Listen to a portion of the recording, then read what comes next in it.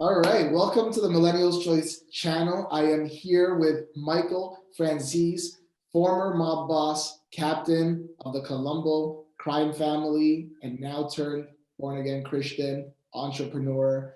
At one point, you were making $8 million a week. I wanna learn more about that, and I just want to say to our audience that Michael and his team have been great. We've been dealing with them, and I'm very, very excited about this interview. So, Michael, thank you for being here. Well, thanks for having me. Appreciate it. So just tell us about yourself. Why don't we start at the beginning? Well, it's a long story. I don't know where to begin, but I was born and raised in New York.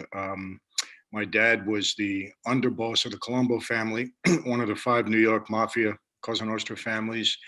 And so I kind of grew up in that environment, that atmosphere, even though my dad didn't want me to originally be part of this life. He wanted me to go to school, get an education, be a doctor. And he was a very high profile figure. He was kind of like the John Gotti of his day, always a major target of law enforcement, media was always on top of him. So, I got that education about his life kind of early on, as far as that he was, definitely different than some of my other friends' dads. But, he got arrested several times. He went to trial several times in the 60s when I was young, going to school. And he was acquitted several times, but eventually convicted in federal court and sentenced to 50 years in prison.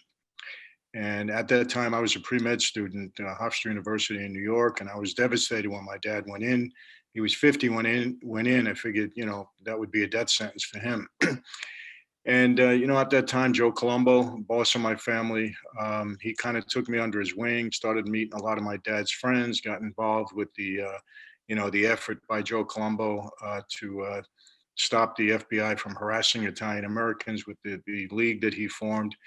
And I started to think of ways to help my dad out. And we had a visit in Leavenworth Penitentiary, and basically told him that I wasn't going to school. If I don't help him out, he was going to die in prison.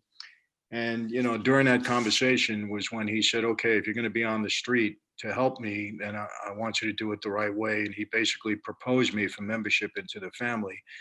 And the reason behind that is because I believed until this day that my dad was framed. It was a bad case. He wasn't a bank robber. That was the charge. He was supposedly masterminded a nationwide string of bank robberies. So it motivated me to help him out.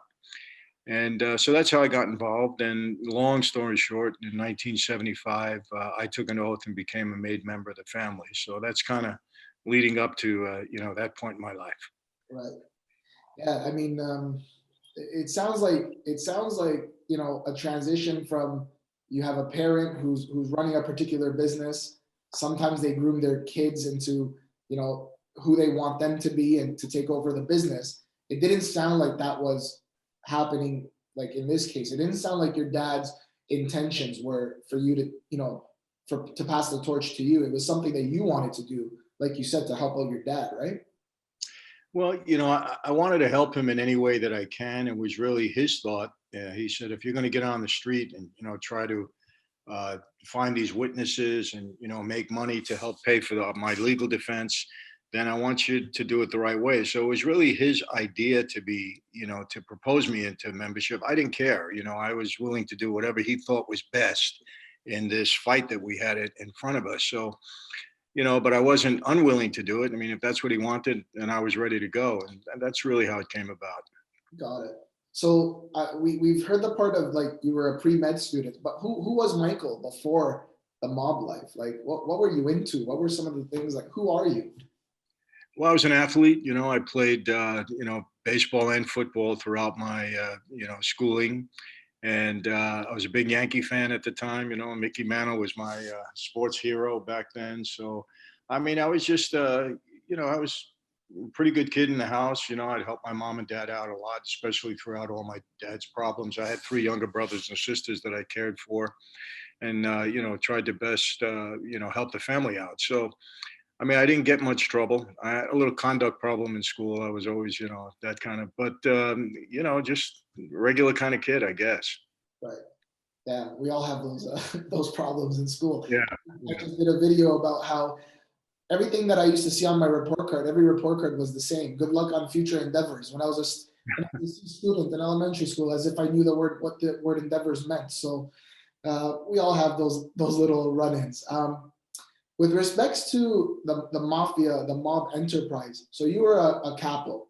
So can you tell us what the hierarchy, the structure in the mob was? Well, when you first take the oath, you come in as a soldier, and that's the official position of a made man when you first, get inducted.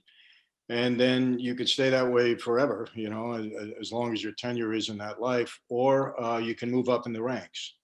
And, I moved up. I was first an acting capo regime or captain for my dad when he was released on parole, because my dad couldn't move around and he was a capo regime or captain. So he made me his acting captain. So I actually acted in his behalf. And then in 1980, I was made an official capo regime captain by the family boss, Carmine Persico. So that's a powerful position. You're given men, soldiers under you to supervise, and it's an important position. And many guys go from captain to right to boss or to underboss or to a higher position. So it's a position of authority, and that's the rank that I reached. Right. So those soldiers that come in as that's the first kind of level, did you find guys in that life that they didn't want to move up, like that they were very comfortable, they were complacent with that position, or was there always this like, I want to move up, I want to rise in the ranks, so to speak? Yeah, I think everybody wants to move up. You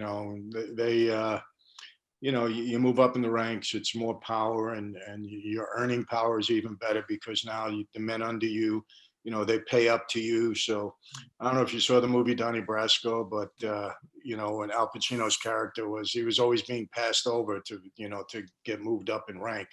So I mean, and that's generally the way it was. I mean, you want to move up in that life.